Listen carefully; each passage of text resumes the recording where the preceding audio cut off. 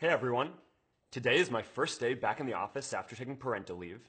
It was really special to me to be with Priscilla in August after she was born and to get to take Max on some more adventures. Now, while I was out on leave, I spent a lot of time with our teams on the issue of Russian interference in the US elections. And I made some decisions on the next steps that we're going to be taking, and I want to share those with you now. First, let me say this. I care deeply about the democratic process and protecting its integrity. Facebook's mission is all about giving people a voice and bringing people closer together. Those are democratic values, and we're proud of them. I don't want anyone to use our tools to undermine democracy. That's not what we stand for. The integrity of our elections is fundamental to democracy around the world. That's why we built teams dedicated to working on election integrity and preventing governments from interfering in the elections of other nations. And as we've shared before, our teams have found and shut down thousands of fake accounts that could be attempting to influence elections in many other countries, including recently in the French elections. Now, I wish I could tell you that we're going to be able to stop all interference, but that just wouldn't be realistic. There will always be bad actors in the world, and we can't prevent all governments from all interference. But we can make it harder. We can make it much harder, and that's what we're going to focus on doing. So today, I want to share the steps that we're taking to protect election integrity and make sure that Facebook is a force for good in democracy.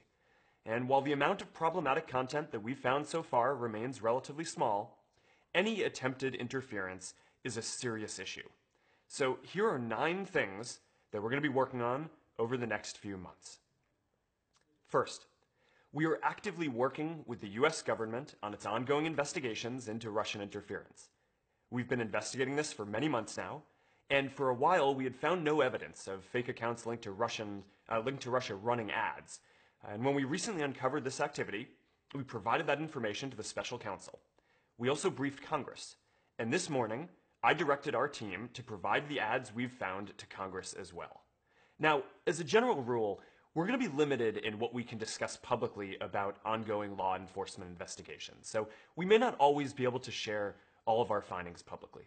But we support Congress in deciding how to best use this information to inform the public, and we expect the government to publish its findings when their investigation is complete. Second, we will continue our own investigation into what happened on Facebook in this election. We may find more, and if we do, we will continue to work with the government on it. We're looking to foreign actors, including additional Russian groups and other former Soviet states, as well as organizations like the campaigns, to further our own understanding of how they used all of our tools. These investigations will take some time, but we will continue our thorough review. Third, going forward, and maybe the most important step we're taking, is we're going to make political advertising more transparent. So when someone buys political ads on TV or other media, they're required by law to disclose who paid for them. But you still don't know if you're seeing the same messages as everyone else. So we're going to bring Facebook to an even higher standard of transparency. Not only will you have to disclose which page paid for an ad, but we will also make it so you can visit an advertiser's page and see the ads that they're currently running to any audience on Facebook. We will roll this out over the coming months, and we will work with others to create a new standard for transparency in online political ads. Fourth, we will strengthen our own ad review process for political ads. Now, to be clear, it has always been against our policies to use any of our tools in a way that breaks the law, and we have many controls already in place to prevent this. But we can do more.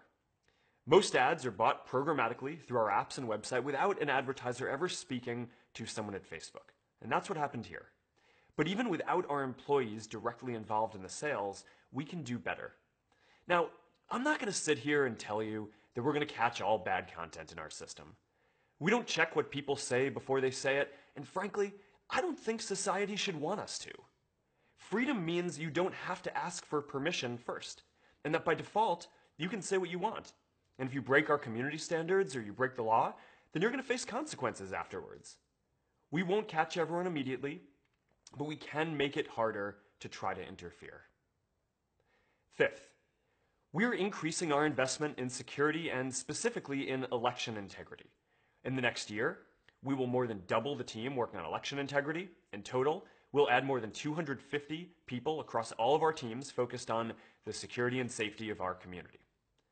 Sixth, we will expand our partnerships with election commissions around the world.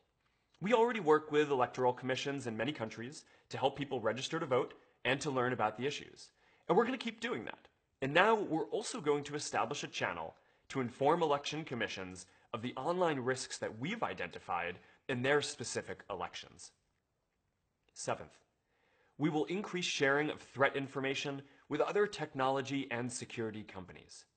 We already share information on bad actors on the internet through programs like Threat Exchange, and now we're going to explore ways that we can share more information about anyone attempting to interfere with elections. Now, it's important that tech companies collaborate on this, because it is almost certain that any actor trying to misuse Facebook will also be trying to abuse other internet platforms too. Eighth, we are working proactively to strengthen the democratic process. Beyond pushing back against threats, we will also create more services to protect our community while engaging in political discourse. For example, we're looking at adapting our anti-bullying systems to protect against political harassment as well. And we're scaling our ballot information tools to help more people understand the issues. Finally, we've been working to ensure the integrity of the German elections this weekend, from taking action against thousands of fake accounts to partnering with public authorities like the Federal Office for Information Security to sharing security practices with the candidates and parties. We're also examining the activity of accounts we've removed, and we have not yet found a similar type of interference effort in Germany. Now, this is incredibly important, and we've been focused on this for a while. Now, at the same time, it's important not to lose sight of some of the more straightforward and larger ways that Facebook plays a role in elections. And these effects operate at much larger scales, of 100 times or 1,000 times bigger than what we're discussing here today. In 2016, people had billions and billions of interactions and open discussions on Facebook that may have never happened before offline. Candidates had direct channels to communicate with tens of millions of citizens, and campaigns spent tens of millions organizing and advertising online to get their messages out further. And we organized Get Out the Vote efforts that helped as many as 2 million people register to vote who might not have voted otherwise. Many of these dynamics were new in this election, and at a much larger scale than had ever been seen before in history, at a minimum. And they were much larger in scale than any of the interference that we have found. But we are in a new world. It is a new challenge for internet communities to have to deal with nation states attempting to subvert elections. But if that's what we must do, then we are committed to rising to the occasion. Our sophistication in handling these threats is growing and improving quickly. We will continue working with the government to understand the full extent of Russian interference, and we will do our part, not only to ensure the integrity of free and fair elections around the world, but also to give everyone a voice and to be a force for good in democracy everywhere. Thanks for tuning in, and we'll keep you updated with more soon.